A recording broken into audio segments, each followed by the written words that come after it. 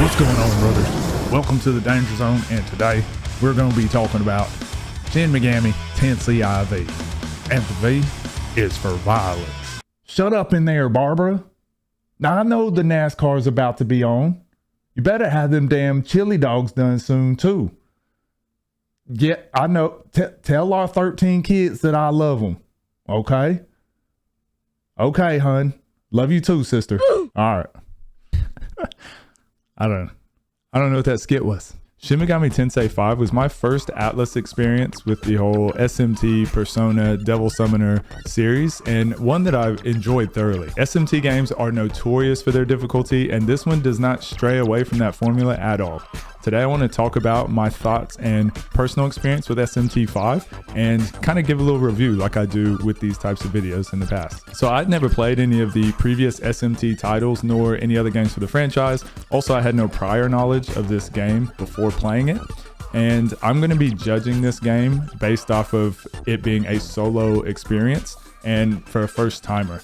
And I think that's okay because this game was meant to be an introductory game for newer fans of the series, but still delivering on some of those old school traditions that older fans might appreciate. Starting up this game for the first time, I was immediately drawn in by the art style and the ambience.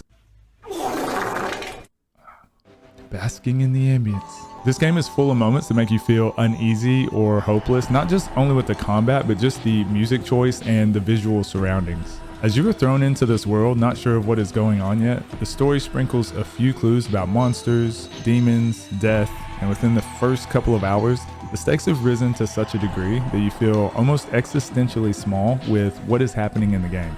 Basically the opposite of today's popular media. We have to save the world.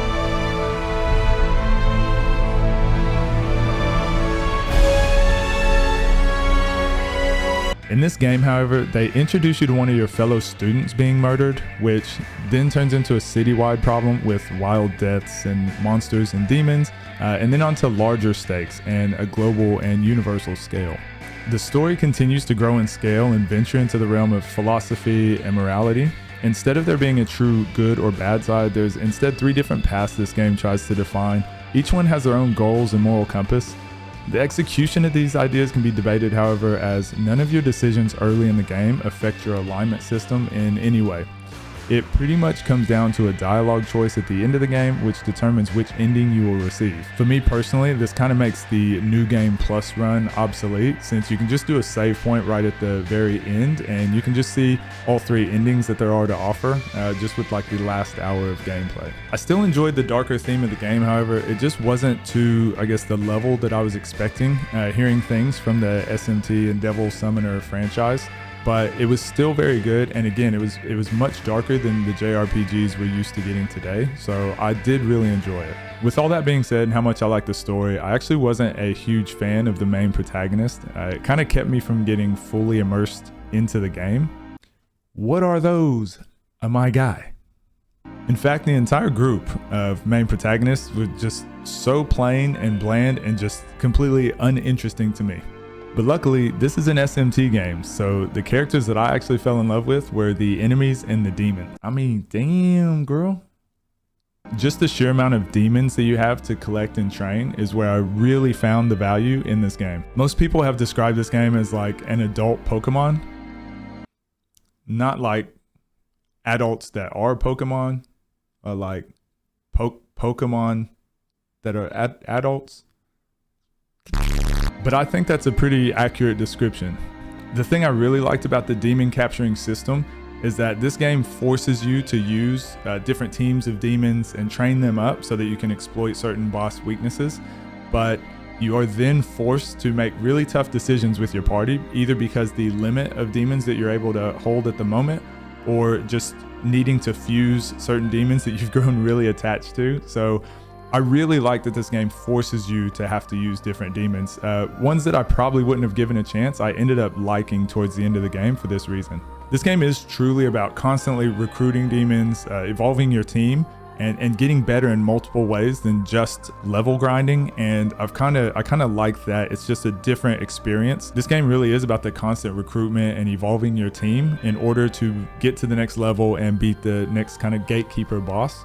and I found that really enjoyable. I found that the demons were incredibly interesting very early in the game and late in the game. I spent so much time trying to make sure I had every single demon. I did find, however, in the middle of the game, there's so many demons I felt just didn't really get the care they deserved. But even with that, it was such an enjoyable experience, and there's more than enough demons to keep you busy. Even each new area that you explore, each new demon fusion that you're able to have access to, it was so exciting, and it's quite an addictive feeling also. On top of that, there are also special fusions where you can get some pretty unique and powerful demons. Is that a penis? And for me personally, this was probably the highlight of the entire game. Wait, not the penis. The penis wasn't the highlight of the game for me. The penis was penis. So with these reviews, I try to give my personal experience with the game rather than just basically reading off the instruction manual. So with the gameplay in this game, just know this is not your typical turn-based JRPG. Magnifying glasses and scanning for enemy weaknesses is actually important, so exploiting those weaknesses and using the press turn system is a must. Using your healing items and consumables just to beat the next boss is a must. Using abilities that you wouldn't normally use because they're so random or so obscure is a must. This game will force you to use all your resources at your disposal and still pray to the RNG gods just to get past maybe the first boss of chapter 1. It never really feels cheap at any point, but it does feel extremely punishing if you make a mistake, you're not well prepared. Then once you overcome one of these obstacles or bosses, you pretty much feel like you can just take on any challenge. The Cinnamon Challenge. The No Blinking Challenge. The Tide Pod Challenge.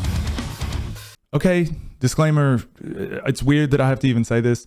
Don't eat Tide Pods. Also, another thing that I've been taking into account lately since I've been playing so many games and doing a lot of reviews is just your character movement in general. I know this doesn't directly correlate to actual gameplay, and this is turn-based, so this doesn't affect the combat at all, but just the satisfaction of moving around on the overworld or moving around on the map. If the controls don't feel smooth, to me, it makes the game feel unenjoyable or really bogged down. SMT, it's fine, it's not too bad, but it is pretty enjoyable to run around, look for new items, look for the Memon as well. So the controls don't really get in the way of that. So in this case, it's pretty well done.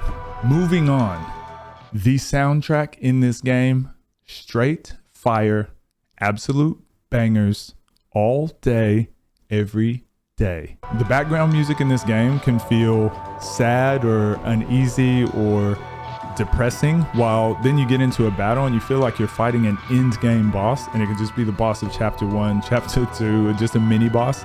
I think that's so cool. There's about 8 to 10 different boss themes, I believe, but all of them are so unique and so different, so they kind of cycle throughout the game. Now, there are a few unique ones, but all of them could be the final boss theme for all I care. They're all so damn good, and it keeps it from getting stale, and it really pumps you up for the battle.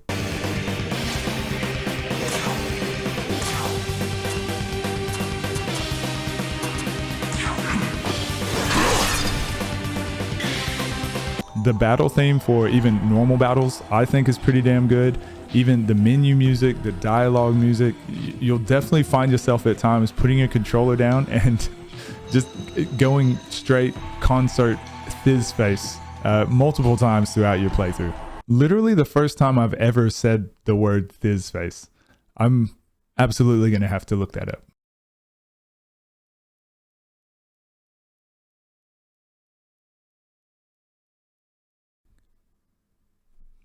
Hey, there you go. Bottom line, soundtrack, top tier. For a Nintendo Switch game, the graphics are as good as they get. I think a game like this, anyways, it's more about the art style. So this type of game could be amazing on the Super Nintendo or a high-end PC. The graphics don't really get in the way at all. The art style really carries it. The fact that the graphics just don't get in the way at any point is just a bonus. Isn't it funny just like giving out points for a company not fucking something up? So my final thoughts on SMT V is that it's a very unique RPG and it's a very good entry point into the series as a whole. I definitely recommend playing on hard mode as the game's pacing and atmosphere will make more sense, but also no shame if you decide to play on easy, as this is a very difficult game. The game is for sure more about the journey than the destination, so enduring the tough segments of the game really make you appreciate the small amounts of respite you receive throughout. If you enjoy monster capturing games and building teams and training them, then this is definitely a game for you. And it's also another high quality game, just like the last game I reviewed, Bravely Default 2, where you can play it on the go and it doesn't really diminish your experience, whether you're playing on mobile with the Switch on the go, or if you're playing, sitting down on the couch or in front of your computer. And I think that does need to be taken into account. That is definitely a bonus for me. So for this game, we're gonna give it 8 whole, fully grown watermelons out of 10 whole, fully grown watermelons. We're still working on this part in this segment, how it's going to work, but I think that's a pretty accurate description. I'm happy with it. Definitely give this game a try if you're an RPG fan. Let me know what your thoughts are and which game I should dive into next in the Atlus franchises of games. I really want to start tackling this series all together, but I guess that's it for me. I will see you in the next video. Am I waxing something?